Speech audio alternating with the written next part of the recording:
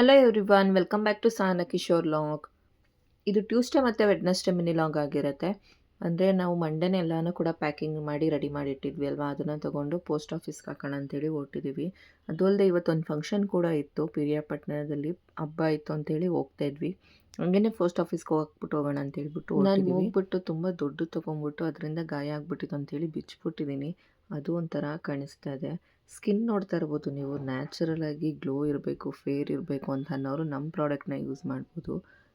Post ಆಫೀಸ್ಗೂ ಕೂಡ ಬಂದು parcel ಕೂಡ ಹಾಕ್ಬಿಟ್ಟು ಹೊರಟ್ವಿ. ಡೈಲಿ ಇದೇ ವರ್ಕ್ ಇರುತ್ತೆ ನಮಗೆ. ಅಂದರೆ ಕೆಲವೊಬ್ರು ಏನು ಮಾಡ್ತೀರಾ, ಸಡನ್ನಾಗಿ ನಮಗೆ ರಿಪ್ಲೈ ಮಾಡಲ್ಲ. ನಾವು ಮೆಸೇಜ್ ಮಾಡಿ ಎಷ್ಟೋ ಅವರ್ಗೆ ನೀವು ರಿಪ್ಲೈ ಮಾಡ್ತೀರಾ, ಆಮೇಲೆ ಸ್ವಲ್ಪ ಲೇಟಾಗಿ ನಮಗೆ ಡೆಲಿವರಿ ಕೊಡ್ತೀರಾ ಅಂತ ಹೇಳ್ತಾ ಇರ್ತೀರಾ.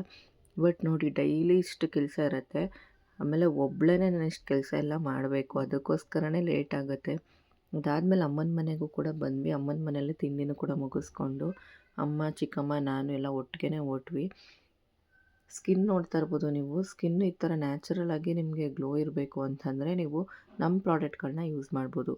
ಅಂದರೆ ನಾನು ಯಾವುದೇ ರೀತಿಯಾದ ಫಿಲ್ಟ್ರು ಏನೂ ಹಾಕಿಲ್ಲ. ನ್ಯಾಚುರಲ್ ಆಗಿ ನಿಮ್ಮ ಸ್ಕಿನ್ ಚೆನ್ನಾಗಿರಬೇಕು ಅಂತಂದರೆ ನಮ್ಮ ಪ್ರಾಡಕ್ಟ್ನ ಯೂಸ್ ಮಾಡಿ. ನಾನು ಯಾವುದೇ ಮೇಕಪ್ಪು ಕೂಡ ಮಾಡ್ಕೊಳ್ಳಲ್ಲ.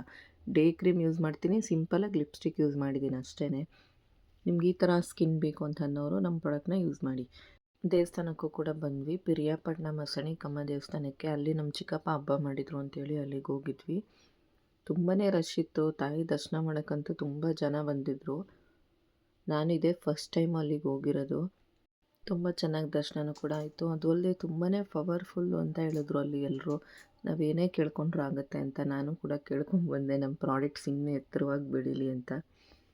ಅದಾದಮೇಲೆ ಅಲ್ಲೇ ಊಟನೂ ಕೂಡ ಇತ್ತು. ಊಟ ಎಲ್ಲ ಮುಗಿಸ್ಕೊಂಡು ಮನೆಗೆ ಬಂದ್ವಿ.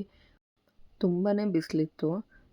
ಈಗ ನಮ್ಮ ನೈಟ್ ಕ್ರೀಮ್ ಯೂಸ್ ಮಾಡ್ತಾ ಇರೋರು ಡೇ ಕ್ರೀಮ್ನು ಕೂಡ ಯೂಸ್ ಮಾಡಿ ಅಂತ ಹೇಳೋದು ಇದೇ ಕಾರಣಕ್ಕೆ.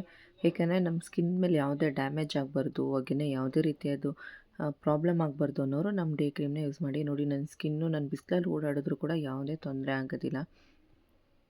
ಕೊನೆ ಮುಗಿಸ್ಕೊಂಡು ಮನೆಗೆ ಬಂದ್ವಿ. ಮನೇಲಿ ಬಂದಮೇಲೆ ಕಬಾಬ್ ಮಾಡು ಅಂತ ಹೇಳಿದ್ರು ಅಂತೇಳಿ ನಮ್ಮಪ್ಪ ಕಬಾಬ್ ಮಾಡ್ತಾಯಿದ್ದೆ. ಅಮ್ಮನ ಮನೆಯಲ್ಲೇ ತಿರ್ಗಾ ನೈಟು ಇದ್ದು ಅಲ್ಲೇ ಊಟನ ಮುಗಿಸ್ಕೊಂಡು ನಮ್ಮ ಮನೆಗೆ ಬಂದೆ. ಇವತ್ತೊಂದು ದಿನ ಇದಾಗಿತ್ತು. ಇಷ್ಟ ಆದವರು ಒಂದು ಲೈಕ್ ಕೊಟ್ಟು ಸಪೋರ್ಟ್ ಮಾಡಿ. ಆದಷ್ಟು ಫಾಲೋ ಮಾಡ್ದೇ ನನ್ನ ವೀಡಿಯೋಸ್ನ ನೋಡ್ತಿದ್ರೆ ಆದಷ್ಟು ಫಾಲೋ ಮಾಡಿ ಅಂತೇಳಿ ಎಂಡ್ ಮಾಡ್ತಾಯಿದ್ದೀನಿ. Thank you.